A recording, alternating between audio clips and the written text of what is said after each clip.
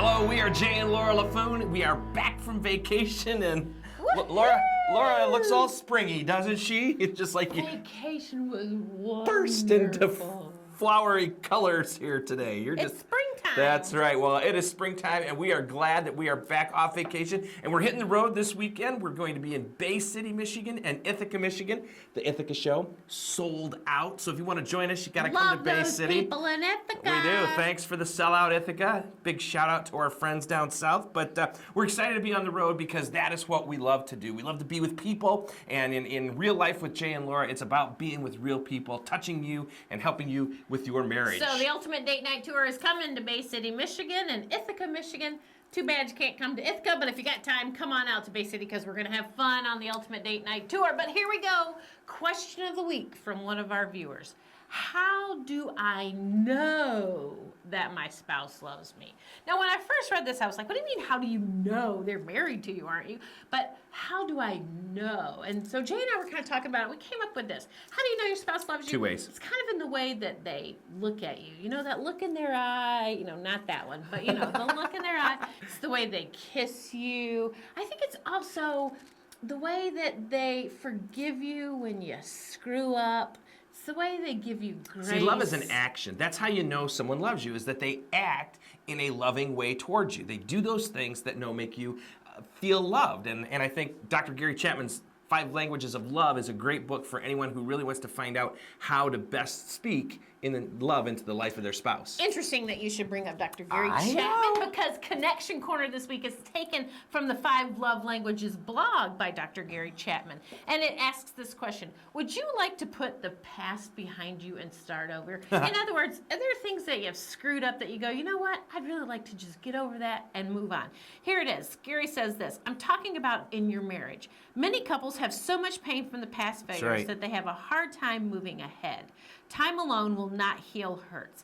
Healing comes when we are willing to confess our failures and change our behavior. Amen. You know, that right there, at least for me. You guys may have heard this before. I like to spend money. I like Jay to make it. I like to spend it. And those little things that are about this big that have little magnetic strips on the back of them, they can get me in a lot of trouble. But I had to confess that to Jay. You know what? I can't have this credit card all the time. I like to spend money too much. But not only did I have to confess it, I had to change my behavior. I now make lists so that I don't go into the store and just buy something willy-nilly and nickel and dime. Oh, look, I've got to have this. Oh, what's it for? I don't know. We discuss when I'm going to go buy clothes or jewelry or stuff for the kids. I had to change my behavior. And that really is the way you can move forward, is to confess to your spouse, you know what, I have this issue, I have this problem, here's where I've screwed up. But then the must is you have to change your behavior. And I'm going to tell you that in our marriage, whenever one of us has confessed something to the other, whenever we've come clean, whenever we've really said, hey, we're not doing this right, the other one's offered grace, and I'm telling you, the connection was strengthened so much. So why is this in Connection Corner? Because when you offer confession and forgiveness, it helps you connect. It also helps you know that your spouse loves you. That's right. It's amazing how that's right. Well, marriage in the news today has got me on. This was both on the Today Show and in the USA Today. Enter Start Over Smart Divorce Expo. There is actually a convention about how to go about having a divorce. 2 women, a mother and a daughter, who, by the way, both happen to be what? Divorced, are doing this expo. There's going to be over 40 different booths ranging from how to redo your hair because, you know, now you have to start wearing makeup. Maybe if you started wearing makeup in the first place, you wouldn't be getting divorced. Oh, my word. I cannot believe what our culture has come to when what they want to do is make divorce easy and carefree. Easy and carefree. You're ending your marriage. It's not easy. In fact, I get so frustrated when I see stuff like this because we work so hard to help marriages stay together. And when marriage conferences and conventions all over the country are shutting down, these women are starting a divorce convention. Something isn't right.